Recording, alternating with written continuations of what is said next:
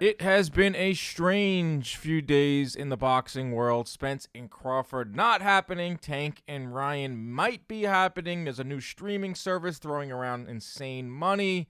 So it's pretty clear we need Jake Paul to come stabilize the boxing world. Let's talk about it. It's another edition of Inside Boxing Live.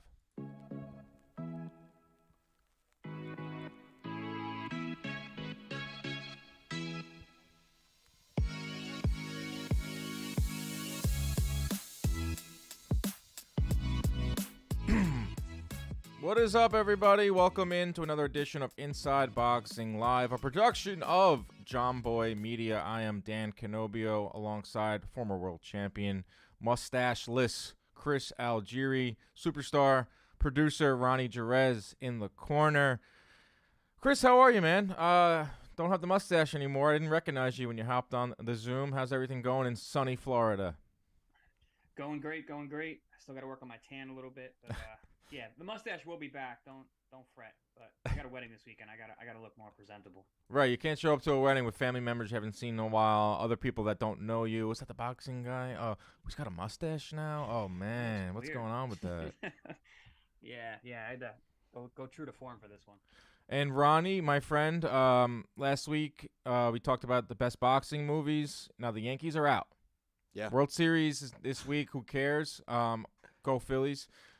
We need you now. I have come up with an idea. We need you to watch Rocky. Yeah. One Rocky a week.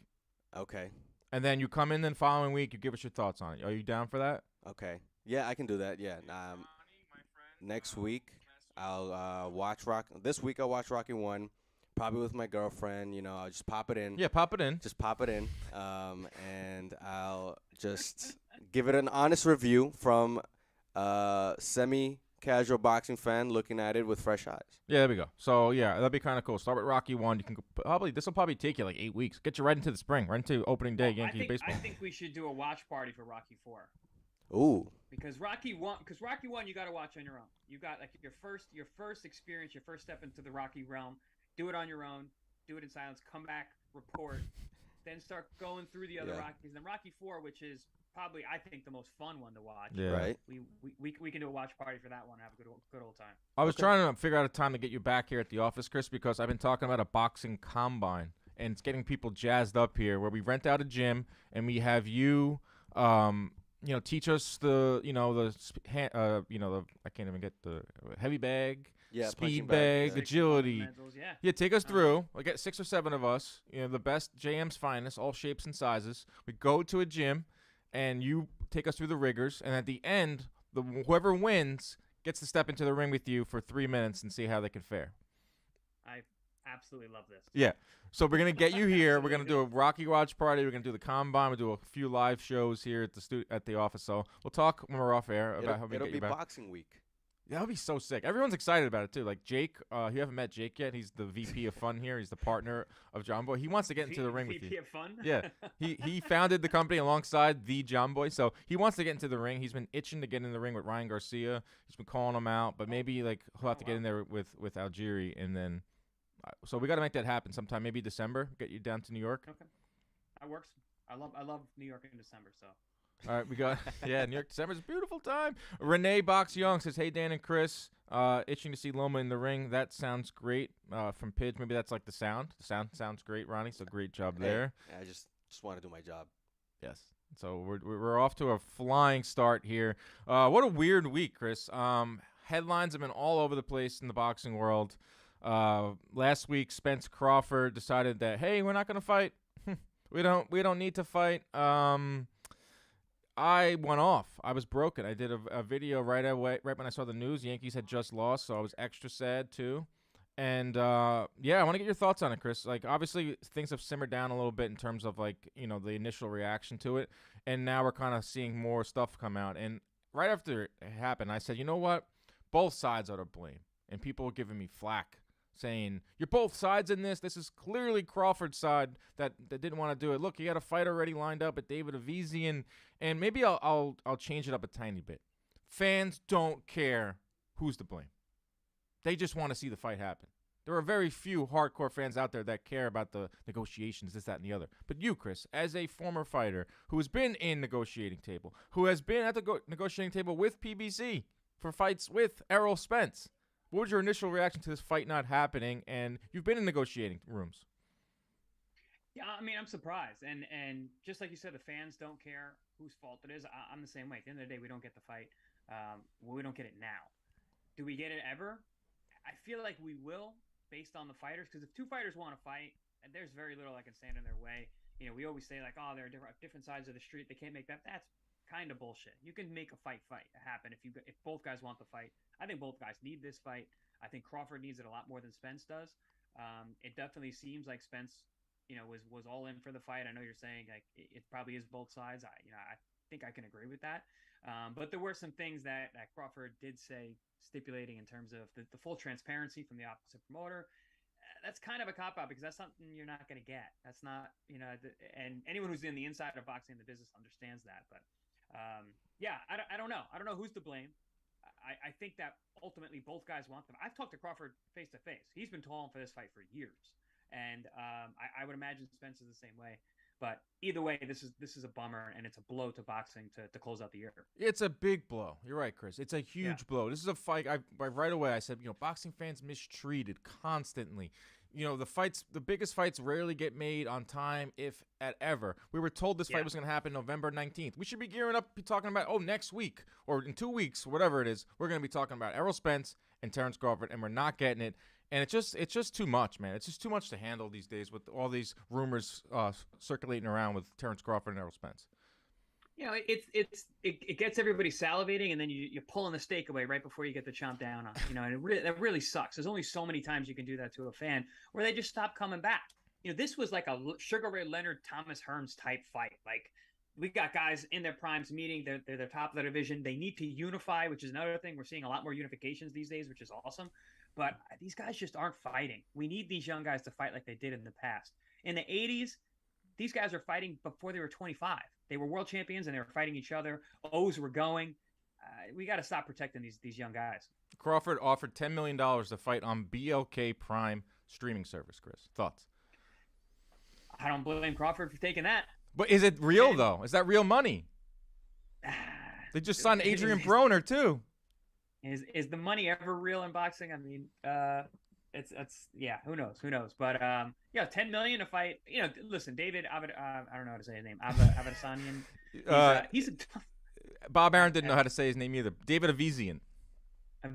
Okay, tough guy, very good fighter. Definitely not a walkover, but just different levels there. But man, $10 million to fight that guy. Hey, Listen. Exactly. So that's the reason why a lot of people were hopping all over Crawford. It's like, listen, you know, Espinoza and their side said we were blindsided by this because earlier that day, Dan Rayfield reported that the fight's happening. If it does happen, it's going to happen February 4th. And I trust Dan Rayfield, very good reporter, and that was what Showtime said. Showtime and their side handed over the contract to Crawford and said, here it is, February 4th. Here's everything you wanted. We upped your pay. There's rumors out there that Crawford asked for $22 million. That's absurd. But they upped the pay, and they said, here it is. And then next thing you know, Crawford announces this fight with Avesian, which, as you know, Chris, fights just don't happen overnight. That Avesian offer was on the table for a while, so they were blindsided by it too. That's why I think Crawford's side is to blame. Also, I think Spence's side is to blame because they have all of the network on their side. They have 3 of the belts on their side. Get it done. Like, Steven Espinosa has made big fights. Like, he is a great executive, and when it comes to mega fights, you know, Pacquiao, Mayweather, he helped with that. You know, Mayweather, McGregor, go up and down the list. I was a little shocked that they couldn't, you know, hammer it out. But both sides are to blame. I'm sticking with that. A lot of fans don't care. So we're not getting that fight, and I feel bad for the other guys at 147 that have been sitting around waiting. Emmanuel Stanionis, Boots Ennis, Virgil Ortiz. And this is another thing, too, is like now, because of this fight not happening, Spence is now negotiating with Stanionis. He's got Virgil Ortiz as a mandatory. He's got Boots as a mandatory. Those are really tough fights for a fraction of the pay. Yeah, not that I don't want to see those fights. It's just they pale in comparison to the matchup with Crawford. They're good fights. They're tough young guys. Like you said, those are not easy fights by any means. And yeah, it's a lot more danger for a lot less pay. And again, it pairs in comparison to the Crawford matchup. And I don't know. I'm not excited about those fights. That's the biggest boxing news of the week. BLK Prime. We got some these Twitter accounts investigating who they are and who runs it, where they have the money to give Crawford $10 million. Reports of Crawford getting wired half the money. They signed Adrian Broner too. There was the BLK Prime press conference. There was an empty table with a wrinkled stanchion behind it. Empty chair, and then all of a sudden Broner is in the chair, and he says he's going to fight 3 times in 12 months. And keep in mind, I pulled this up. Broner has fought once in the last 45 months. And how many times has he fought in the last 3 years total? Has he fought 3 times in 3 years? I don't even think so. He's had the Pacquiao fight in January of 2019. And then he took a long time off and fought Giovanni Santiago. That's 2 fights in 45 months for Broner. I mean, yeah. So no, he hasn't fought three fights in 3 years. Let alone now he's going to fight 3 fights in 1 year. Yeah. And he couldn't make it to the training camp for the last fight. So. Right. But he pulled out that fight. It. Yeah, he pulled out that fight and people say, oh, he pulled out that fight to sign with BLK Prime. They have now Crawford. They have Broner. There's talks of other fighters hopping over to them. They're the money. That's always happens, right? We see this all the time, Chris. These guys, these streaming services come out of nowhere. These entities come out of nowhere. Sometimes they're established ones like Rock Nation Sports, and they throw crazy money. And we thought there was a market correction in the sport after what DAZN and Matchroom did. And now here comes BLK Prime throwing buckets of money at a guy like Terrence Crawford, who is, as we've seen, not the best ticket seller, not the best. People don't really care about his fights unless he's in there with someone worth it. Yeah. Speaking to the new kid on the block with the money. Listen, I've always made money when these things happen. Whenever these opportunities come up, these new guys who are throwing money around, I've always been able to jump on them and make money and so I'm all for it in terms of fighters getting paid. Of course. But yeah, you just got to be in the right place at the right time but I think ultimately it hurts the sport, helps the fighter.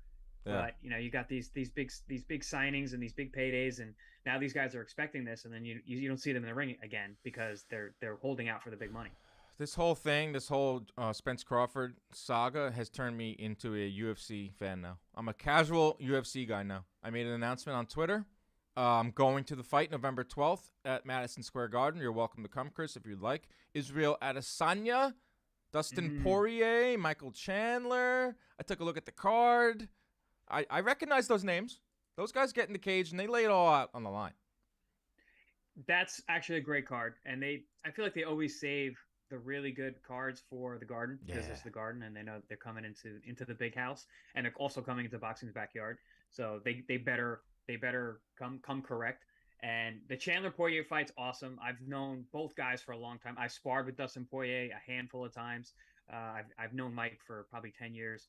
Great fight. Adesanya, I've known him from his kickboxing days. I think he's the best striker in the game today.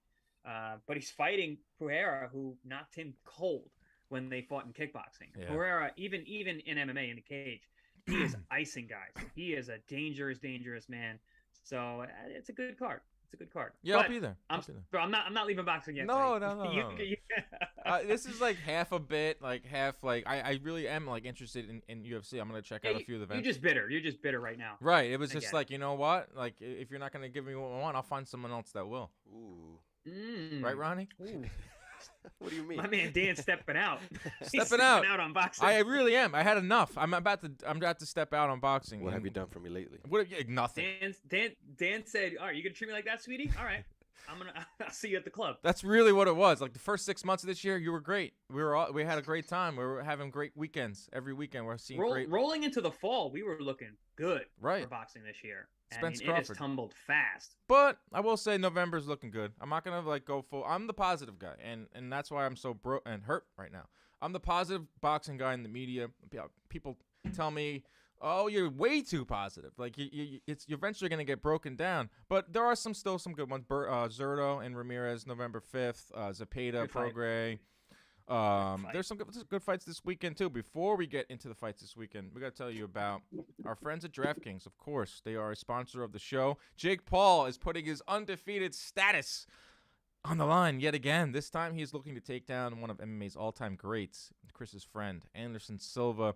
Today's video sponsor, DraftKings Sportsbook, is giving customers a great deal. Listen to this. This Saturday, new customers sign up using promo code BOXING. You bet $5 on either fighter to win. That's it, $5, and you get $200 in free bets if your bet wins. I'll have my pick in just a little bit. Everyone waiting on bated breath for Dan Canobio's big same-game parlay. I'm hot with the same-game parlays. That's an additional $200 in free bets if you, in your pocket, pre-fight wager of $5 or more on a fighter to win the fight. You want even more action, football and basketball in full swing. My Giants can't lose. My Knicks can't lose. I'm winning the Against the Spread League, too. I won that last week, so I'm still in play to go to the Super Bowl. Create some same-game parlays to increase your potential payout. For those in a state where mobile sports betting is not yet available, DraftKings Daily Fantasy is giving all sports fans a chance to cash out this weekend. Of course, DraftKings is safe, secure, and reliable. Best of all, you can deposit and withdraw your cash whatever you want. So go download the DraftKings Sportsbook app now. Use promo code BOXING, $5 on either fighter to win. Get $200 in free bets. That's code BOXING. This Saturday night, we're going to have our eyes glued on all the fights over at DraftKings. Makes it a lot more fun. Minimum age and eligibility restrictions apply. See show notes for details. My same-game parlay this weekend, I'll get to it quick, then we'll get into the other headlines. I'm picking Jake Paul by KO, TKO, or DQ. You can get that at plus 190. I'll give you the reason why later in the show, but that's my first leg, plus 190, Jake Paul, KO. You can give me the thumbs down all you want, Chris. And then Zepeda money line. Zepeda to beat Jojo Diaz minus 175. That's my same game parlay for this Saturday. We have our fight previews coming up at first. New segment rolling out. Headlines. We have some music too.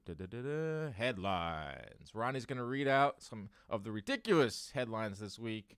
BoxingScene.com headline writer had a week because there have been some strange stuff. So take it away, Ronnie. Read some headlines. We will react. Number one headline I got for you guys today is Gervonta Davis-Ryan Garcia agreed to framework of a deal for January fight. Networks not resolved. Our friend Chris Mannix reported this, Chris. A fight that we want to see, a fight that all boxing fans want to see. Gervonta Davis-Ryan Garcia agree to framework. They agreed to a catch weight of 136. Weirdest catch weight ever because there's only a pound above what they usually fight. They agreed to the money. Didn't disclose what the money is, but I'm sure Tank is making more of it. But they did not agree on the networks. And as we know, every boxing fan out there knows that the networks are the hardest part.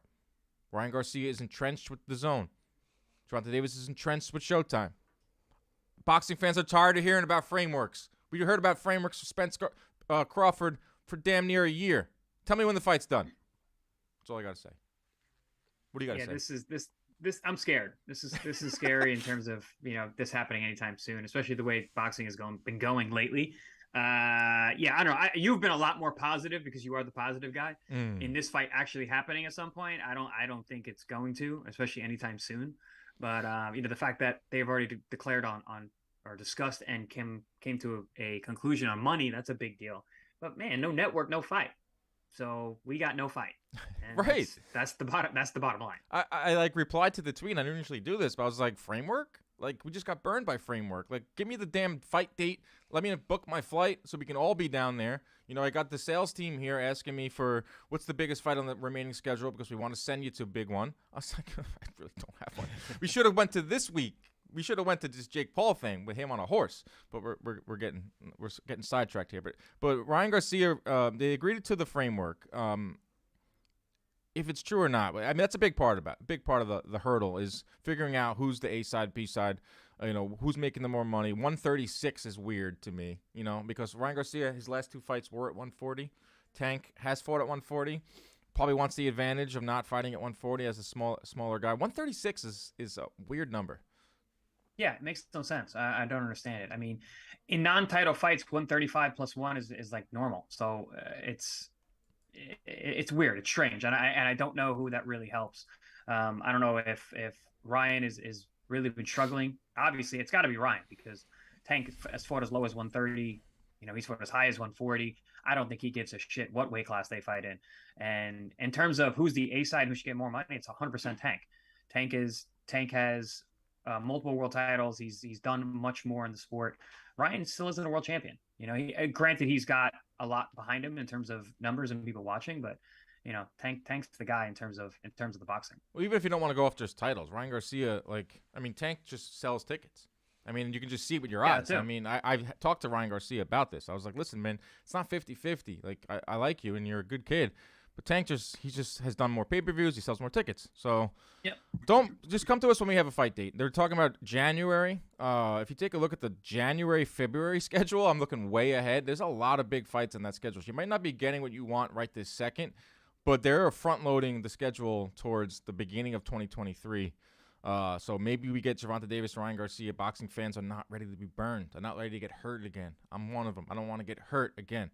But if that fight gets made, I'm in there like swimwear. I can't wait for that one. Next headline, Ronnie. Next up, we have Deontay Wilder, Robert Helenius pay-per-view does 75K buys according to Dan Rafael. That's the face right there. Chris, take it away.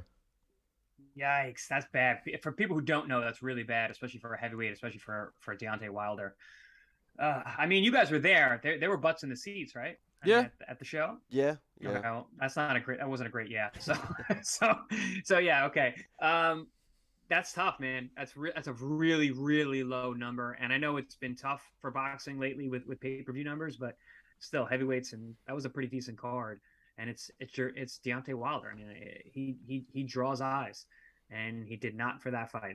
That's not good. It should have been on regular TV. It was going up against the Haney Kambosos fight, which was on regular ESPN. That one did over 1 million. I told you last week it's probably the least competitive fight. It was going to have the most eyeballs because it was on regular ESPN, which a lot more people have. But yeah, you're right. Wilder should get a ton of eyeballs on him. He clearly needs a big dance partner. No one really knew who Robert Helenius was, but it's crazy. 75K buys, and I think it was like $80 to buy it. I think that's like $5 million if my math is correct. And the guarantees for both fighters: $20 million for Wilder, $1.5 million for Helenius. So that's $21.5 million. I mean, I don't see how Fox is. It's a big loss. It's a big loss, and it's a shame because we want to see Wilder in these big fights, but it's really going to hurt his negotiations when he goes to some of these other big names like a Joshua or some of the other names out there, or Usyk. I don't think he'll fight Fury again. On to the next one, Ron. According to Eddie Hearn, Anthony Joshua's next opponent could be a rematch with Dillian Whyte in January or February.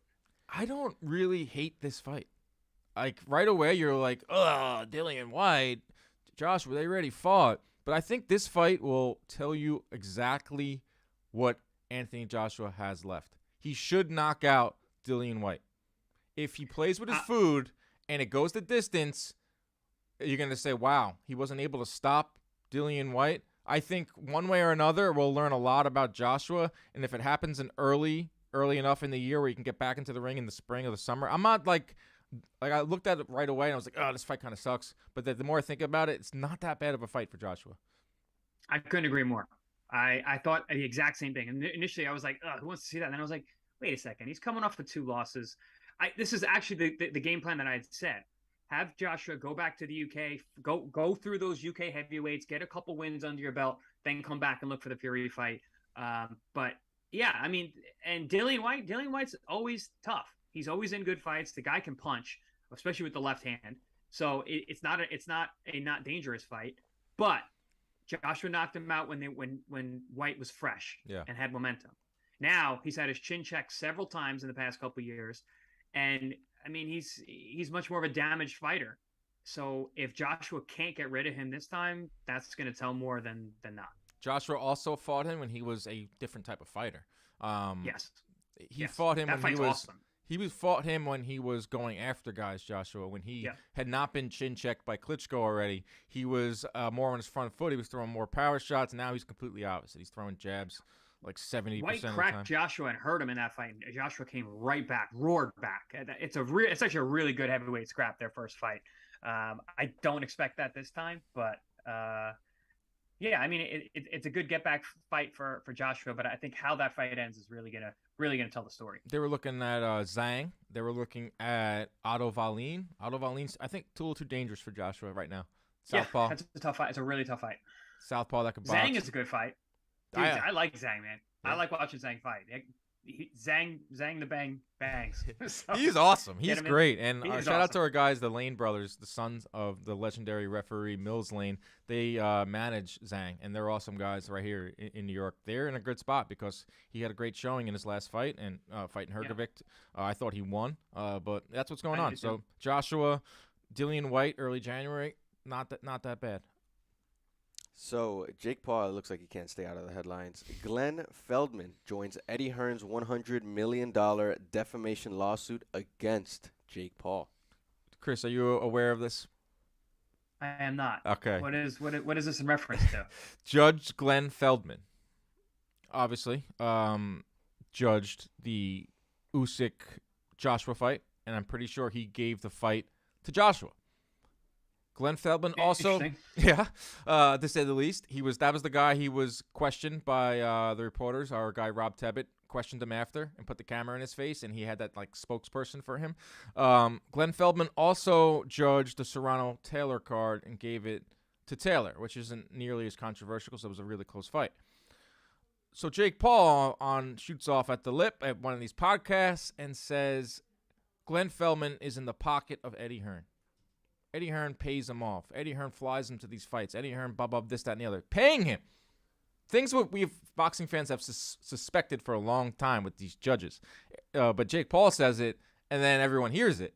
And then now we have a $100 million defamation lawsuit. And Glenn Feldman has jumped in on it. I want some of that money. I don't want to judge ever again. Give me some of that Jake Paul defamation money.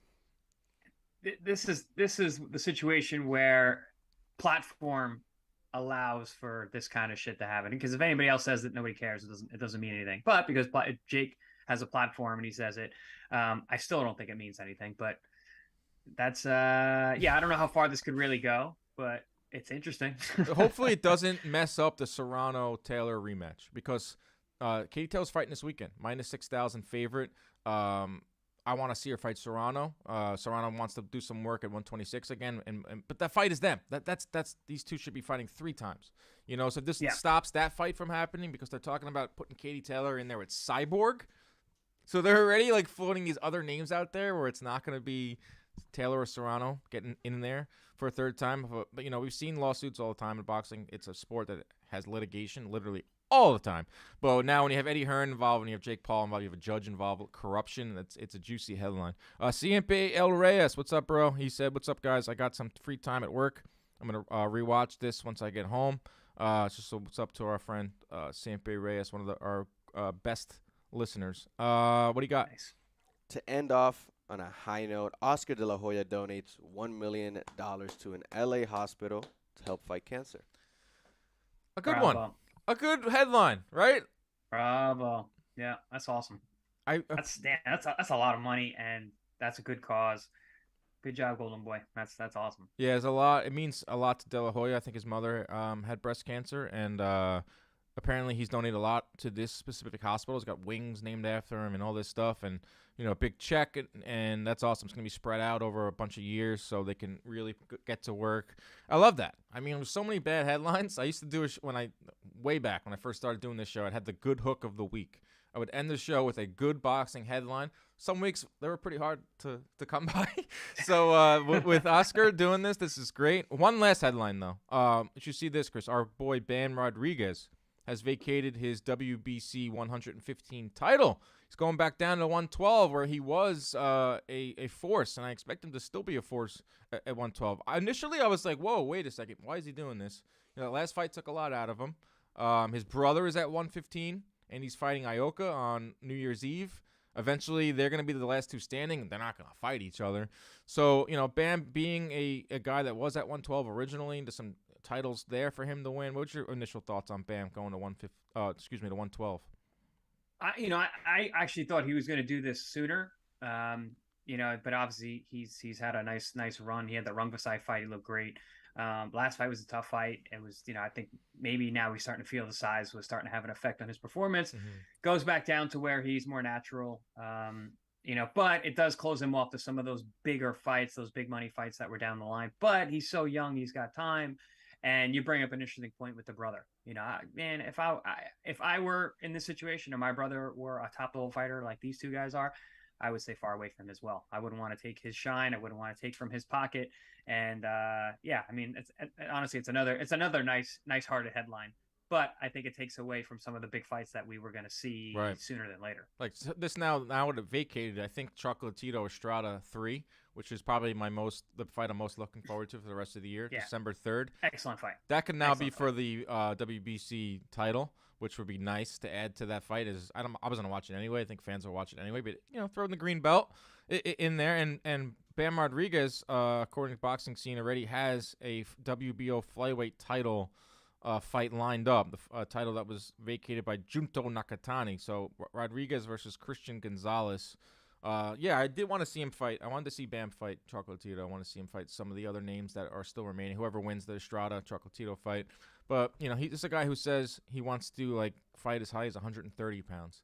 And he's going to be a pound for pound guy for a long time, because this is what literally pound for pound is, right? Jumping around weights, winning titles, being great. So if he goes to 112 for a little bit, sees what's going on there, maybe jumps up to 118. I'm interested in anything Bam does, so this is an interesting wrinkle. All right, that was headlines. Some good, some bad, some weird. Off to a weird start. We're a half hour in, but now let's go over to some stability, right, Chris? Let's go to someone that won't let us down in the boxing world, Jake Paul. Woo! Jake Paul, Anderson Silva this Saturday, Showtime, PPV. Dr. Mike is on the card.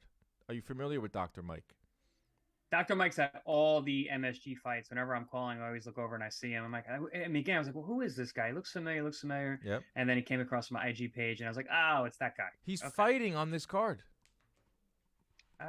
Listen, it's Jake Paul's a sideshow, so why not bring on all the circus animals? Le'Veon Bell, former NFL running back, is fighting Uriah Hall, former UFC fighter. Wow. Yeah, it's that's a tough fight for a football player, right? Yikes. I think Uriah Hall is gonna piece him up. Oh, he's gonna smoke him. Yeah, Uriah Hall can fight. It's an interesting undercard. I'm excited about the main event. This is fun to me. Like, as long as you know what you're getting. Like Jake Paul, it's a separate lane of boxing. I'm not gonna get into the whole what Jake Paul means to the sport nonsense.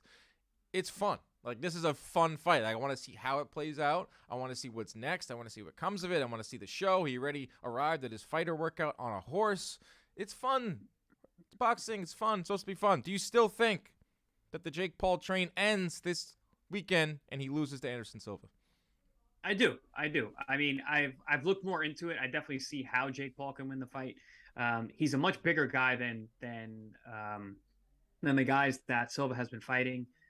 Silva, I mean, he fought Chavez Jr., which was a huge upset, and one that, honestly, I didn't think that Silva had enough in him to beat him. But looking back at that, Chavez was really a 60-pounder, 68-pounder. They fought at 180. I know Silva's a big guy. He cuts from around over 200 pounds. Mm-hmm. So, he was the bigger man, not only taller, longer, but also just bigger in size and the kind of guys that he's been in the ring with. Jake Paul, not so much. Jake Paul's a big dude. He's not as tall, he's not as long, but he's very, very thick. He's heavier. He's coming down.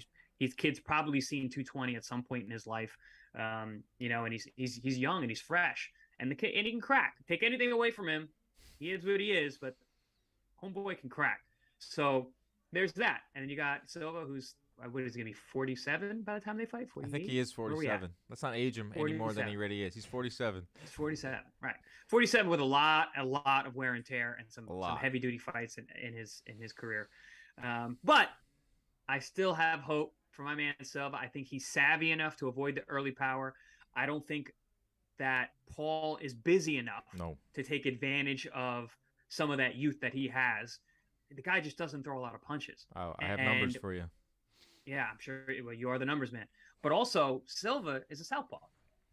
So one of Jake Paul's better punches, his right hand is obviously the punch to look out for, but he throws a lot of jabs when he does actually throw. It's a lot of jabs. He throws that overhand, which is your weapon against the southpaw. But is he able to set it up the way he has with the other guys? I don't know. I don't think so. I think the southpaw length. You got a taller, longer, slicker southpaw. Mm-hmm. Tough guy to land a right hand on. How slick is he, though? Because did you see what came out this week? He did an interview back in September. And we know about Silva. He speaks, like, broken English.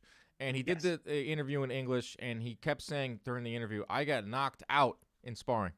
Said it multiple times.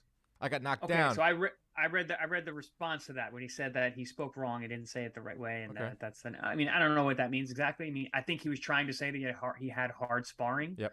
And this was apparently back in September. It hasn't been that recent. Mm-hmm. But yeah, I mean, listen, he's been knocked out in the past anyway. He's been knocked out in fights. Exactly. So there's that. It's the question is, can Paul land? And when he does, can Silva take it? Because if he that's literally the fight, yes or no. And I think if he can, he wins. I think he can. Obviously, Jake Paul wins. I think Jake Paul can land it. It's an 8-round fight. But regardless if Silva was knocked down or out in sparring, he was knocked out in the cage. He was knocked out in the boxing ring. His first fight, his debut, he took a body shot and he lost. And there's an old adage in boxing: you've been knocked down once or knocked out once, you're probably going to get knocked out again. He's 47 years old. He is a southpaw, like you said, and the hardest punch to land on a southpaw is a jab. Jake Paul throws a lot of jabs. I think 58% of his thrown punches are jabs, which is intriguing because people think he can't box. He actually has a pretty decent jab, and obviously that overhand right is his money punch, and that is a punch that you land on southpaws. So I'm interested in that. But going back to the busyness or the lack of busyness for Jake Paul, and especially what he's seen back, Jake Paul averages about 27 punches a round. That is astronomically low. The cruiserweight average is 50. So he's throwing 20 less punches around, even more than that. So he needs to be busier. On the other flip side of things, Chavez in that last fight Silva in that last fight with Chavez, throwing 50 around. Busy. Can Paul time one of those punches? If Chavez is going to come in throwing punches, doesn't really have the punch-for-punch power as Paul. So I can see Paul maybe timing and a counter shot late. But one thing that really intrigues me numbers-wise, the most punches Jake Paul has ever seen in a round is 36. Anderson Silva threw 134 in the final 2 rounds alone versus Chavez. He's never seen the power. He's never seen the amount of punches, Jake Paul, that Silva is going to be throwing at him. Woodley threw nothing in that punch. Woodley in that last fight, Woodley threw 32 punches around. So I'm interested to see how Paul will deal with a southpaw. He'll deal with volume, and if he can time the volume and land something, and if he does, I think he knocks out Paul. That's my official pick. Is Paul by either a TKO or one of those huge knockouts that's going to suck to watch because we love Silva. But I do think Paul will win. I got Silva either by decision or late round stoppage. Really? Mm-hmm. Late round stoppage. Yep. I don't see Paul having a good gas tank. Obviously, he doesn't throw a lot of punches. He's got a bigger, longer guy. You said he's never fought somebody who threw so many punches at him. He's never fought somebody who was taller and longer than him the way that Silva is. He's never fought someone who was a southpaw. So he's got a lot of things in front of him, and he's also the highest quality opponent. Again, still not a boxer. Jake Paul is after Saturday night. I still am not going to say that he's ever fought a boxer, but he's fought someone with the most experience to date. But yeah, I just think it's going to be too much. I think they just reached a little too far. Do you think they'll give a decision to Anderson Silva? Gravy train ended. Yeah, I mean, if not, I think it could be a really, really ugly black eye for the whole situation. But then they fight again, and then we'll see what happens. And then Paul probably knocks him out. Yeah, exactly. Pidge in the chat bring up a question that I also wanted to ask you. Is Jake Paul better than Chavez Jr. right now? More dangerous for sure. Bigger and harder puncher. Jake Paul is bigger and harder puncher than Chavez. Not Chavez right now, because I think he's in like rehab. But I'm talking about like Chavez, like that we saw like as recent Chavez in the ring. Jake Paul's better than Chavez. No, the Chavez who we're talking about the Chavez who fought Silva. I think that he's more dangerous. I'm not going to say he's necessarily better. I think it's a more dangerous fight for Silva. Obviously, he's got the youth and the momentum, and he's got power, and he's bigger. He is a much bigger person than Chavez Jr. I think it's hard to put that together in your mind. I think the same thing. I look at them, I'm like, oh no, they're about no. He's a 60 pounder. That's a big jump. Yeah. We're talking about guys who are 200 plus. And yeah, sure, Chavez has gotten to 200 pounds because he likes to overeat. But size-wise, body-wise, he's not that big. He's a 60-pounder. So, yeah, he's a lot bigger. And size matters, guys. Size matters. Okay. All right. Chavez came in at 170. Excuse me. Silva came in at 175 versus Chavez for that fight. This fight's at 189. I think that's an advantage for Silva. Yeah, he was cutting a lot of weight for that fight, too. I think it's an advantage for Silva to do this fight at 189. Older guy, doesn't have to cut as much weight. Come in nice. He was and cutting healthy. a lot of weight for the Chavez fight. I remember him fight week. He actually canceled some interviews because he had to go make weight. So I think it probably will help the older guy to not have to, and he can be fresh, and he's going to need to be. Ace wants to know, Chris, would you take on Jake Paul? No, he's too big. Absolutely not. I mean, Wow. the guy's, again, we're talking 200 pounds. I'm a 140 pounder. It would be. I can't even picture that in the ring. I respect the hell out of that saying no, because I think you ask any fighter of your age bracket, not to age you out, but like they're like, yes, Carl Froch says he wants to come out of retirement to fight him. Our friend Sergio Mora has, hinted at wanting to fight him. And these older MMA guys are lining up. Nate Diaz will be in attendance at this fight. GSP is on the call. So that's the type of guy you are. Integrity. I like that. Yeah, I mean, I get why those guys are saying it. First of all, those guys are all way bigger than me. I don't know what, Carl Froch was a 68er. I mean, he's still in great shape. I've called fights with him before. Carl Froch will, if he can still fight at all, which I'm sure he can, he just mops the floor with that kid. The size. But listen, the guy's 200 pounds. I'm not. It's not a street fight. It's a boxing match. It would look insane to even be in the ring with a guy that big. We can blow up steaks, burgers. No, no thanks. Ace says you can outbox him. I like the way my body looks. Ace says you can outbox him. Also, hard times boxing. My high schooler has begun following boxing due to Jake Paul. He is a circus, but he does bring new suburban kids' eyes to boxing. I agree. I think Dan, you and I agree on that. No, 100% agree. I put out a tweet earlier this week. And it was a really fun exercise, and I tweeted, without stating your age, which boxer got you into the sport. Over 1,000 replies, and there were some good ones in there, and there were a lot of Jake Pauls. There was a lot of KSIs. People are like, hey, I hate to admit this, but Jake Paul got me into boxing, and now I watch big fights because of that, and that's something I said will happen a lot, and everyone's like, no way, there's no way the fans that watch Jake Paul fights or KSI fights are going to eventually switch over to boxing. It's not true. It's not true. Like, you can see it in this thread. Yeah, but who else brought a lot of fight fans to boxing? Rocky. Rocky's not a real boxer, but he's brought a lot of fans to the sport. Unbelievable now, honestly, uncountable, unfathomable numbers of people started watching boxing because of Rocky. As you say I see the thread, and there's a Creed. Someone dropped a Creed picture. Yeah, 100%. I mean, it's listen, it's a sideshow, it's a circus, but again, it brings eyes, and it lets people understand. It brings the people into the fold. They see how great the sport is. They see it with the guys who are really doing it, the champions. They start looking into the past. Listen, if you have been around boxing and you're not a fan, something's wrong with you, I guess, because it really is the best sport in the world. Yeah, I was down and out from the Spence stuff, and I put that tweet out there, and it kind of restored my faith in terms of like how beautiful the sport is and like how it's passed down from generation to generation. There was a lot of people in that thread saying, my dad showed me a Sugar Ray Leonard fight. My dad showed me Salvador Sanchez fight. I was at Ali's debut. A bunch of people replied. It was an awesome thread. Who's the fighter that got you into boxing? Well, my grandfather. It wasn't even a single fighter. Right. I didn't really have a choice. I kind of grew up. The first sport I ever remember watching was boxing. So that's, I wasn't any one particular fighter, but I think the guy that probably my first memory of hearing about a fighter and then kind of looking into him historically was Alexis Arguello. So I would say I'd probably give it to him. He gets the crown. Yeah. What's yours, Ronnie? First boxer, it's probably Mayweather. Yeah. A lot of Mayweather answers in there. Yeah. I mean, he was the guy. He was everywhere. He was in every. He crossed over. He's in WWE. He was like. Yeah. Mine is Toro Gotti.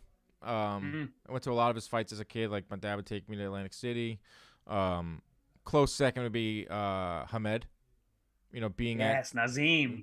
at his fight against Kevin Kelly, 10 years old. Oh, the Flushing Flash is one of my favorite fights. Dude, I was 10 years old at that fight at the theater, and Hamed comes in and flips over the top rope. He had he was dancing, and then he could fight, and that fight was awesome.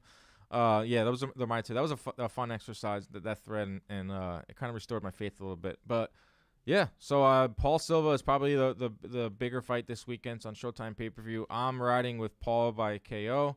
Chris, what's your official pick? Silva decision. The Silva decision. I wouldn't actually be that shocked, because if it turns into a fencing match, and like the Woodley fight, the second Woodley fight sucked. The first one was the split decision. Yeah, it was a close fight, and he had Silva Paul hurt, and the second fight, yes, absolutely sucked until the KO. And yeah, it did. And so if this turns into something like that, where I don't think Jake Paul's gonna magically learn how to throw more than 28 punches around and be fluid in there, he's looking for that one big shot, and Silva presses the action, then maybe we can get it. If Silva fights like, hey, I just want to reach that 8th round and see what happens, then I can see a decision. I can see it going towards that direction. All right, so that's Paul Silva talk. We're moving on to a lightning rod in the boxing world. We talked about it last week. Vasiliy Lomachenko is back. He's turning 35 in February. It's been 320 days since his last fight. That's when he beat, was it Nakatani? No, it was Comey.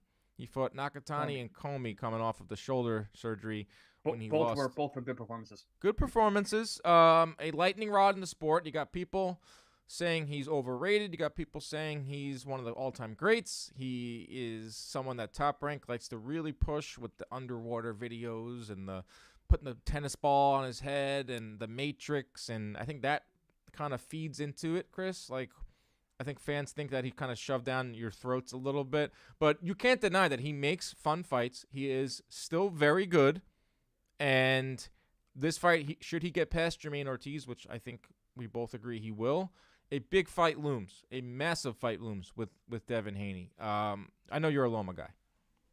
Yeah, I like Loma more so now than ever. He's really grown on me. I was after the Teofimo bout, which I called for the ESPN world feed. Mm-hmm. I was like, wow, Teo is the man. He really looked great that night. I had Teo winning the fight. He really shut off Lomachenko, especially early on. Loma battled back, won a bunch of those late rounds, but just wasn't enough. He started too late. And then, we started talking about the shoulder, and I was just like, I don't like when guys come out after they lose and say, right. But then he gets the shoulder surgery, comes back and fights Nakatani, who gave Teofimo hell. And, looked awesome. Looked as good as he ever has, completely dominates, and stops him. Drops him, stops him.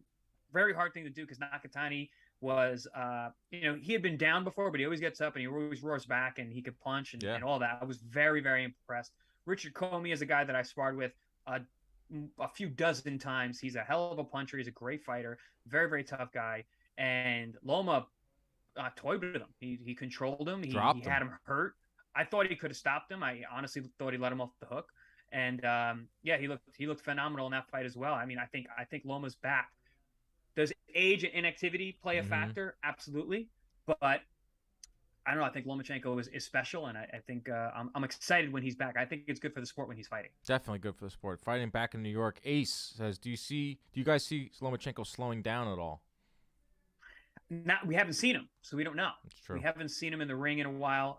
Again, he looked great in the Comey fight. He looked good in the Nakatani fight. But, between the war in Ukraine, missing out on great windows to fight last spring, hasn't been in the ring for going to be almost a year by the time he fights. It's interesting. We're going to see. He was supposed to fight. Loma was the front runner to fight Kambosos, but opted to stay in Ukraine, which is very respectable. So now he can, Haney wins the 2 fights. Loma comes back. Haney, Loma. I expect Haney to be in attendance on Saturday night to really build this up as something that I love the UFC does. Like, once the fight's over, they have the next opponent in the cage. I think that's very important for marketing, very important for fans to know what's next. But just some Loma numbers for you guys. 18.6 plus minus rating. That's number 1 in all of boxing. Tied with Shakur Stevenson which just shows you how good Stevenson is. 18.6 plus minus rating. Loma probably has fought better opposition than Stevenson. Loma has landed 48% of his power punches. That's number 1 among all active fighters. 37% of his total punches. That's number 2 behind Benavidez. He lands 6.7 jabs per round, which is top 10. Loma opponents land just 18.3 of their total punches. That's the third best defender in all of boxing. And then one more number for you that I think is really interesting. It's going to come into play in this fight. He will be fighting his 8th consecutive opponent in which he has a lesser height and reach, and his 13th straight opponent who is either taller or has a longer wingspan. So he's constantly fighting guys bigger than him. He's probably a featherweight, and he's fighting at 135. Gervonta Ortiz is 1 inch taller and has a 4-inch reach and edge. Shout out to Lee Groves, our researcher at CompuBox, who puts together all these numbers. He's the best. But yeah, Loma fighting bigger guys, and Gervonta Ortiz, like, does he have a shot in this fight? No, but heavy on Loma. This guy beat Herring, fought Adorno. You know, it was a back and forth type of fight. Are you giving Gervonta Ortiz any type of shot in this fight? No. Simple answer, no. But the kid can fight. The kid, I've been watching him for a number of years. He just doesn't have the experience at this level. Loma, similar to Pacquiao. When I was preparing to fight Pacquiao, I always say the hardest thing about fighting Pacquiao is preparing for Pacquiao, because there's no one who fights like him. There's no way to mimic his style. Lomachenko's the same way. How do you find sparring for Lomachenko? And I think with Ortiz not being in such high-level fights, or really any kind of high-level fights other than the Herring fight, this is a big ask and a very, very, very tall hill to climb. And Loma has been on a tear. I mean, honestly, I feel like with everything going on in Ukraine and what he's done over there, he's coming back roaring. He's got to have so much momentum, so much desire and drive in him. He's the kind of guy I feel like that would turn that into momentum and to a positive. Yeah, he said since he moved up to 135, is I want to be undisputed. I want to have all the belts. He has every freaking accomplishment you could possibly have. Fastest to win a title, best amateur of all time. Gold medals, this, that, and the other. Man. Gold medals, this, that, and the other. Huge wins to start off his career, and obviously had that loss to Teofimo. But there's people out there that say, well, first 7 rounds he didn't throw any punches, blames his shoulder. Last 5, 6 rounds, he started throwing punches. So what is it? Were you injured or are you not? Roared back. Right. So I understand, like, some of the haters, because there are a lot of – there's people that just don't – they think he's overhyped. But I don't see it.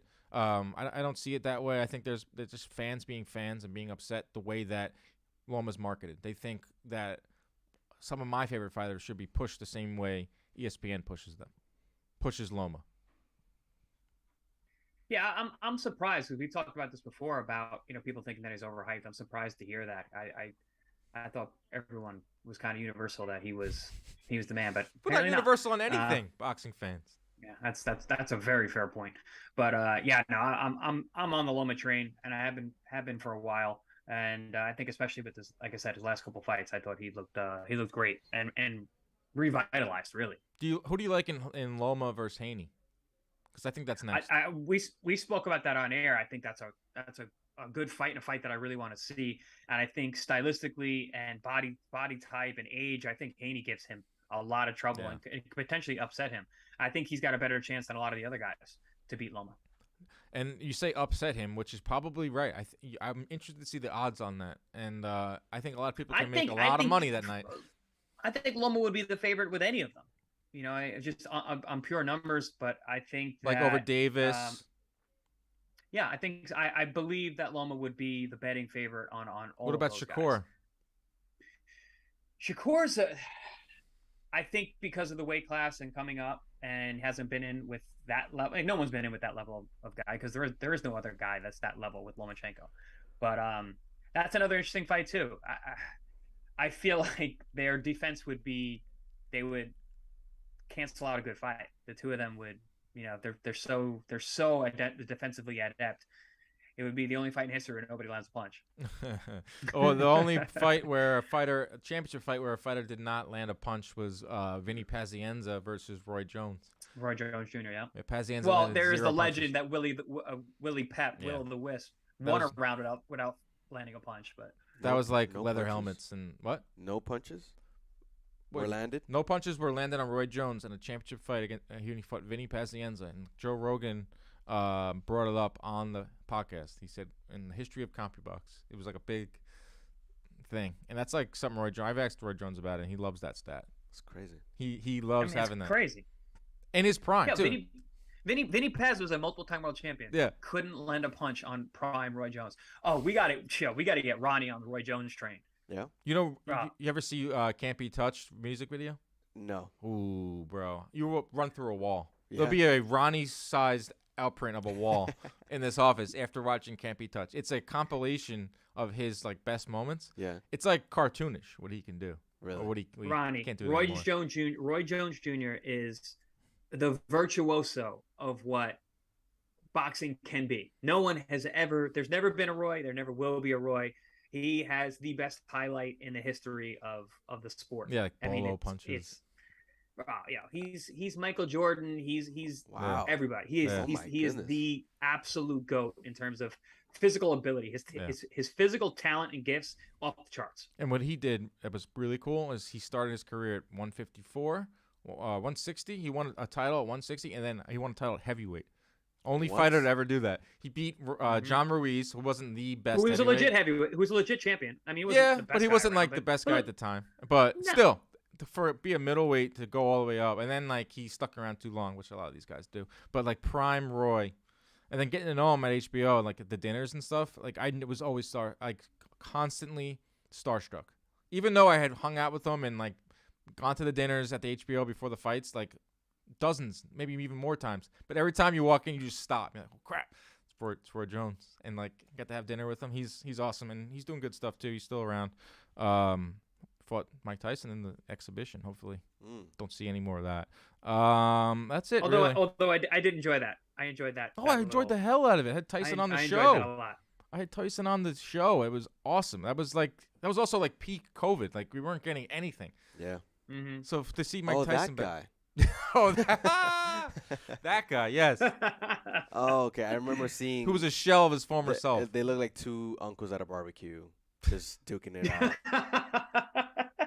It really was like a prime example of the aging process. Yeah, that's good. It was fun to watch. It was funny because they both looked past their primes, but that's an understatement. That name did sound familiar to me, so I need to see prime. For guys like me and Dan, like that was really awesome. Like they were the heyday. Like our prime boxing years were coming up as like, and because of our age group, those '90s guys. I mean, you couldn't have a better matchup. They almost fought. They came close to fighting. They never fought in their primes. No, they came close though. Jones went a different route. Damn. Roy Jones. We're gonna watch Roy Jones highlights as we leave here. This guy Pidge said, "I might be a Brit, but it was sad to see him get KO'd by Massinarelli." Yeah, it was sad to see him knocked out by. He was getting knocked out as recent as like 2017. Oh my goodness. Yeah, bro. Bad knockouts too. These guys don't know when to stop. They need to. Yeah. No. Like I remember interviewing Jim Lampley about it. Jim Lampley was brought to tears. Like Jim Lampley will cry over pretty much anything, but he was brought to tears. He's a bit of a crier. He's a crier. He was brought to tears at this idea of Roy still fighting, getting knocked out. Oh no. Got knocked out in that second fight against Tarver. Not Tarver. Yeah, but I mean Tarver. that was still like a fight. You know, that was the first time. And then Glenn Johnson got him. Well, the Tarver fight was also him coming. He went to heavyweight. He went 175, then he went to heavyweight, and then he went back down to 175, which he said was a big mistake. He beat Tarver, then he went to heavyweight, then he fought Tarver, and then he had the rematch. Yeah, he went back down. He went from whatever he was in the Ruiz fight, which was over 200, went back down to 175 for the rematch, and then that's what did him in. Right. And he was never the same after and then that. He got starched in that fight, and then he came back. And Glenn Johnson, the Road Warrior, knocked him out bad. And then he kept moving up and he fought over in Russia. He got knocked out by some tough rushing guy. That I remember that Master fight when it was announced. I was like, oh, that guy's way too good and big. It's a bad fight. Lastly, before we say goodbye, Zepeda versus Diaz, which I think will be the fight of the weekend. William Zepeda throws 92 punches around, go along with his 92% knockout rate. He's a whirlwind, and Jojo Diaz, damn good, but needs a win badly. A lot easier to hit, Jojo. His last 2 fights, he's getting hit with almost 40% power. So you got a guy that throws close to 100 punches around versus a guy that's been getting tagged a bunch. I think that's going to be the fight of the weekend. Zepeda and Diaz. I agree. I think that's a can't miss good fight. I was watching some Zepeda. That guy throws. He just comes forward. He throws and he can bang. He can punch. Jojo, obviously, he's also an aggressive guy. Comes forward, throws a lot of punches, but he's got slickness to him. And I mean, he's a dog. He is a scrappy dog of a fighter. He finds ways. He's got to sell out, though. He's got to sell. He doesn't, but that's not really his style. But he's got to, though. He's coming off. He of might losses. have enough. Yeah, well, I mean, he can win the fight. He's got enough to do it. I think he actually is going to squeak it out. But this is one of those like crossroads. Yeah. Age. Love this fight. Young undefeated puncher. You know, guy who's been around for a little bit. Really needs to step on the gas. But you also don't know what Jojo you're going to get. Is the guy going to be in shape? You know, when he's locked in, when he fought Tevin Farmer, man, that guy was a problem. Yeah, that was a long time ago. But then you got the guy that was a long time ago, and then you got the guy who doesn't make weight when he definitely can. He's not even a 35 pounder. It's what JoJo shows up. Yeah. Hard Times Boxing. Max Kellerman also cried on there when Miguel Cotto retired. I was at that night when Miguel Cotto retired. I was in his locker room before. I shed a tear a little bit. Cotto means a lot to New Yorkers, means a lot to boxing. That's the show, everybody. Really good stuff this week. We covered a lot of ground. Ridiculous headlines. We got the good, the bad, the ugly. We got Jake Paul fights. Ronnie's gonna watch Rocky maybe this weekend. Oh yeah, pop it in. Pop it in with your girl. That's the plan. We're gonna make T-shirts that say that. Yeah. Pop it in. Pop it in. I saw you kind of jump up at some point. What was that? It was football. What happened? Kadarius Toney got traded to the Chiefs. Oh wow! Yeah. Watch him go off now for the Chiefs. I just picked him up for our fantasy. JM Hot Boys fantasy team. Me and Ronnie in the office pool here. We're 5-2, Chris. Oh, all right. We're gunning. Also, I also saw on Twitter. I have it open here before we say goodbye. New York Post was hacked. No way. And they reported that Biden and AOC got assassinated. No way. Oh, shit. I looked out of the corner of my eye. We were talking about Silva versus Paul, and I look over the corner of my eye, and I see New York Post right now. I click on it, and Chris, you're making a point about why Silva's going to win, and I see the New York Post has been hacked. We're currently investigating the cause. They tweeted out. Wow. They tweeted out violent messages about AOC and Joe Byron.